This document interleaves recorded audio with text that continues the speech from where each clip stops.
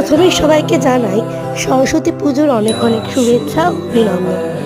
এবার সরস্বতী মাকে আমি একটা খাতার পৃষ্ঠার মধ্যে ফুটিয়ে তোলার চেষ্টা করেছি আমার সামান্য কিছু রং এবং তুলির সাহায্যে।